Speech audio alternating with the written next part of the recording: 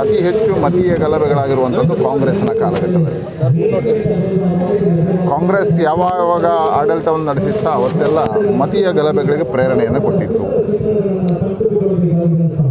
ಮತೀಯ ಗಲಭೆಗಳು ಯಾಕೆ ಕಾಂಗ್ರೆಸ್ನ ಕಾಲಘಟ್ಟದಲ್ಲಿ ಜಾಸ್ತಿ ಆಯ್ತು ಹೇಳಿದ್ರೆ ಅವರ ತುಷ್ಟೀಕರಣದ ನೀತಿಯಿಂದ.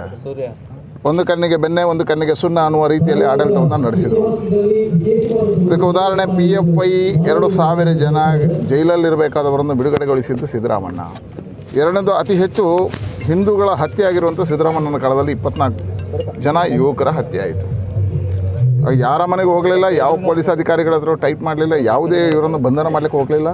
ಅದೇ ಸಂದರ್ಭದಲ್ಲಿ ಶೃಂಗೇರಿಯಲ್ಲಿ ಒಬ್ಬ ಗೋಹಂತಕನ ಎನ್ಕೌಂಟರ್ ಆಯಿತು. ಆ ಮನೆಗೆ 10 ಲಕ್ಷ ಪರಿಹಾರ ಕೊಟ್ಟರು. ಅಂದರೆ ಜನರ ಭಾವನೆಗಳನ್ನು ಕೆರಳಿಸುವ ಮುಖಾಂತರ ಮತೀಯ ಗಲಭೆಗಳಿಗೆ ಪ್ರೇರಣೆ ಕೊಟ್ಟು ಅದರ ಹಿಂದೆ ಆಡಳಿತ ರಕ್ತದ ಸಿಕ್ತವಾಗಿರ್ತಕ್ಕಂಥ ಆಡಳಿತ ನಡೆಸಿರ್ತಕ್ಕಂಥ ಉದಾಹರಣೆ ಸಿದ್ದರಾಮಣ್ಣ ಅಂದರು. ಮತ್ತು ಕಾಂಗ್ರೆಸ್ನ ಇತಿಹಾಸ ಇದೆ. ಈ ದೇಶದಲ್ಲಿ ಕಾಂಗ್ರೆಸ್ನ ಇತಿಹಾಸವೇ ಮತೀಯ ಗಲಭೆಗಳನ್ನು ಸೃಷ್ಟಿಸಿ ಅಧಿಕಾರವನ್ನು ನಡೆಸ್ತಕ್ಕಂಥದ್ದು. ಇದಕ್ಕೆ ಉದಾಹರಣೆ ಇಂದಿರಾ ಗಾಂಧಿಯನ್ನು ಬಿಟ್ಟಿಲ್ಲ. ಪ್ರಜಾಪ್ರಭುತ್ವದ ಕಗ್ಗೊಲೆ ಮಾಡಿ ತುರ್ತು ಪರಿಸ್ಥಿತಿ ಅಂತ ಎಲ್ಲವೂ ಘಟನೆಗಳಿದ್ದಾವೆ. ಹಾಗಾಗಿ ನನಗೆ ಅನಿಸ್ತದೆ ಈ ದೇಶದಲ್ಲಿ ಭಯೋತ್ಪಾದನಾ ಚಟುವಟಿಕೆ ಇವತ್ತಿಗೂ ಬೆಂದ್ರಮಾಲೆ ಬಾಕುಳದನ್ನ ಮತ್ತೆ ಹೇಳ್ತೀನಿ. ಅದಕ್ಕಿಂತ ಹೆಚ್ಚು ಈಗ ಮೊನ್ನೆ ಮಂಗಳೂರಿನಲ್ಲಿ ಒಂದು ಕುಕ್ಕರ್ ಬ್ಲಾಸ್ಟ್ ಆಯಿತು. ಪೂರ್ಣವಾಗಿರ್ತಕ್ಕಂಥ ಬೆಂಬಲವನ್ನು ಇವರೇ ಹೇಳ್ತಾರೆ, ಕಾಂಗ್ರೆಸ್ನವರು.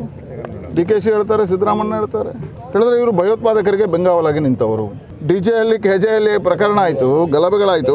ಅಖಂಡ ಶ್ರೀನಿವಾಸ ಮೂರ್ತಿ ಮನೆಗೆ ಬೆಂಕಿ ಹಾಕಿದರು ಸಂಪಾದರಾಜ್. ಇವತ್ತಿನವರೆಗೂ ಕಾಂಗ್ರೆಸ್ಸಿಂದ ಉಚ್ಚಾಟನೆ ಮಾಡಲಿಲ್ಲ. KFDಯನ್ನು ಇವತ್ತು ನಿಷೇಧ ಮಾಡಿದೆ, PFIಯನ್ನು. ಆ ನಿಷೇಧ ಮಾಡಿದ್ದನ್ನು ಪ್ರಶ್ನೆ ಮಾಡ್ತಾರೆ. ಆದರೆ ಇವ್ರದೇ ಶಾಸಕನ ಮೇಲೆ ಚೂರಿ ಇರ್ತಾಗಿತ್ತು ಮೈಸೂರಲ್ಲಿ.